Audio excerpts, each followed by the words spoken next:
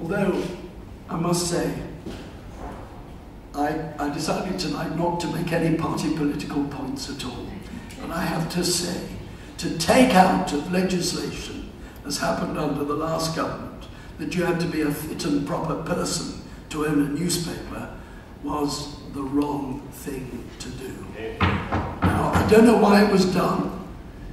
And the trouble is with legislation that it does take a lot of amending. So to put that back in now requires an act of Parliament. I would much prefer a self-regulatory structure that, particularly with an evolving internet, can adapt and be flexible to meet the changing needs. Who knows the way in which journalism will be practiced in 10, 15 years' time? You're listening to someone who, I know I mustn't go on about this, but when I was science minister with Tim Berners-Lee in Geneva, I launched something in 1995 called the World Wide Web. And I have to tell you, neither Tim Berners-Lee, who invented it, or I, as the minister who was launching it, had any idea at all the way in which it would evolve. Now you tell me that you know, I'd love to hear from you if you do, the way the internet is going to affect. We've just watched that film where it's almost impossible to calculate how in 5, 10 years' time there will be still newspapers. Can I just say, I don't know how it will evolve, but you said you want to be flexible in your self-regulation to allow that to happen. Do you genuinely believe that you will be able to regulate the internet in any way going forward? Well, I've talked to everyone, even Guido Fawkes.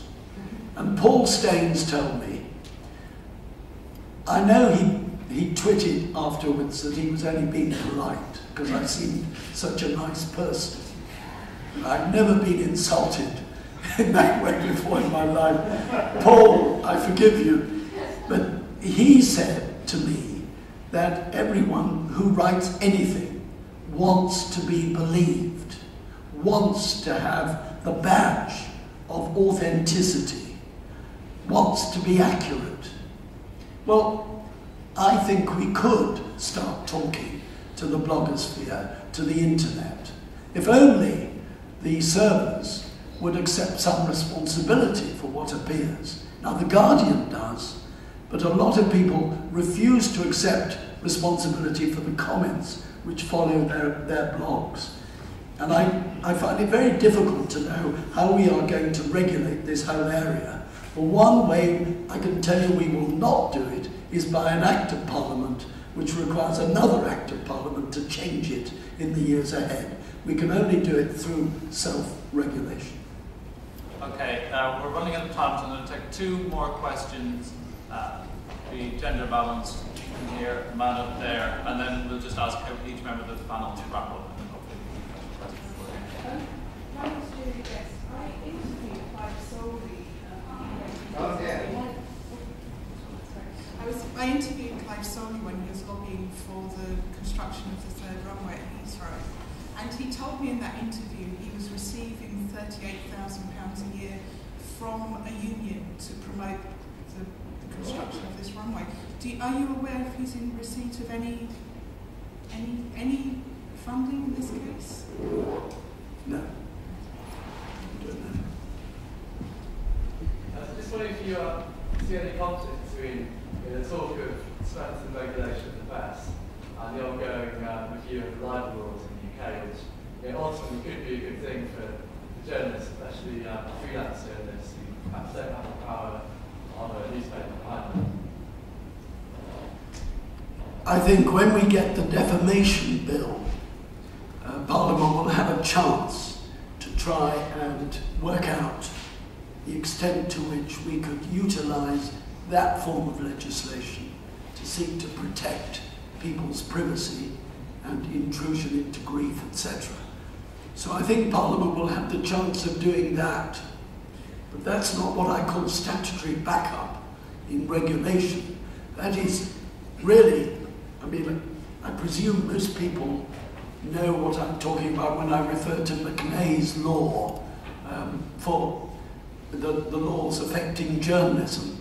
It's a massive book, and McNay's sets out, and there's another edition about to be published, the extent to which journalists are already constrained by legislation. So when I'm arguing, Richard, against statutory backup, I'm not saying the law shouldn't apply. The laws are there. Criminal and civil laws affect. And we get a chance now to have a look at defamation and privacy in that bill. And I'm all for that. What I don't want are laws affecting the regulation of journalists. That's my argument. But thank you for reminding us that if we get a defamation bill in the Queen's Speech on the 9th of May, we'll get a chance to amend the law. Okay, start at the left and move down to the right. Your final comments. I suppose I would just say that, I think the big question, if not sometimes being addressed, is just exactly what do we want journalism to be? Do we, just because something's in a newspaper, we kind of go, well, it's journalism. When I think that there's a lot of content that appears in newspapers, anything but journalism, but it's got away for a long time with being called journalism. Remember, with the VAT exemption they have, we subsidise a lot of this content. So I think that that's a fundamental question of going forward. Is it really journalism, or is it something else that it's evolved into? Well, somebody who works for the BBC, this is a personal view, needless to say I'm in the middle. I really do worry about further legislation. Lord Hunt has made it perfectly clear, and I have, throughout my career, been dogged by lawyers employed by expensive corporations or by institutions trying to prevent me publishing or broadcasting information which you and I, as the public, should be told. Any more legislation? We're already the libel capital of the world. I know Chris Jeffries has successfully and very properly used those libel laws to win his case, and nobody, certainly nobody, I don't think anybody in this hall would ever say that he wasn't right to do so. Unfortunately, the same law is used by, dare I say it, scrupulous organisations to stop proper journalism, and I certainly don't want to go down that path. On the other hand, I work for the BBC, I have guidelines, there's no exaggeration, like that. And if I don't obey them, I'm in serious trouble. So from a BBC point of view, we do regulate ourselves internally, and then we have the trust above us. And by and large, it works. Supporting Richard, I don't think that Fleet Street would self-regulate. I'm sorry, it's not in their nature. Well, I just want to say, from the point of view of someone who's, campaigning for better standards in the press, which is, and also for proper redress for victims of press abuse, I think the work of the Leveson inquiry is extremely important, and I do know, well, I suspect anyway, that Lord Justice Leveson fears that his report is going to end up in the same way as the Calcutta report, mildly ignored. So I just, I do hope that by the end of all this, we actually were able to leave this debate, which is just about it's either state regulation or it's not, or it's self-regulation, because there are many things in between that we should consider. And the Hacked Off campaign and Media Standards Trust are both also working in a proposal, and we're trying to have open debate. We host events with people who have different ideas from the industry, lawyers, QCs, and all that. And we do hope that, even in conjunction with Lord Hunt, that in the end what wins is, is the industry, is journalists, and it's also freedom of the press.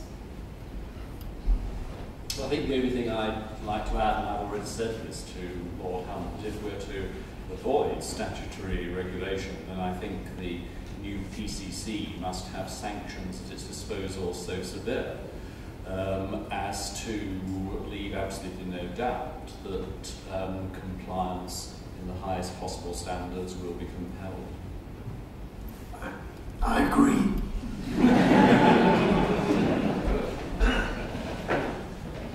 And so do I. I'm looking forward to regulation. regulation that accommodates newspapers like mine, the regional press. Okay, I'd like to thank all of the panelists.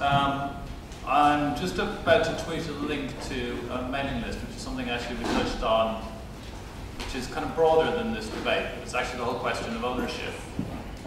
Ownership in this country has become increasingly monopolized, but at the same time, as Tyson was explaining, a lot of these owners are effectively destroying their newspapers. In large parts of the country, newspapers are disappearing, merging, turning from dailies into weeklies, from evening papers into dailies. And effectively, there are areas of this country, and particularly Wales, which is almost being left without a media at all, who are simply not getting the news because there's no capability to do it. Forget about ethics, there's simply no journalists to do it. So one of the things we will be addressing at Leveson, but actually requires much bigger public involvement, is an energy campaign to reclaim the media, which is about looking at alternative economic models to fund actual journalism and new newspapers or websites or whatever it is that actually reflect the communities and engage with the communities in which they're in. So I'm just about to tweet a reminder. The hashtag for tonight, if you haven't been following it, is #Benn2012, and I'll post a link to the email list, and I encourage you all to join if you want to join the discussion about how we reclaim the media for all of us. Thank you very much for that.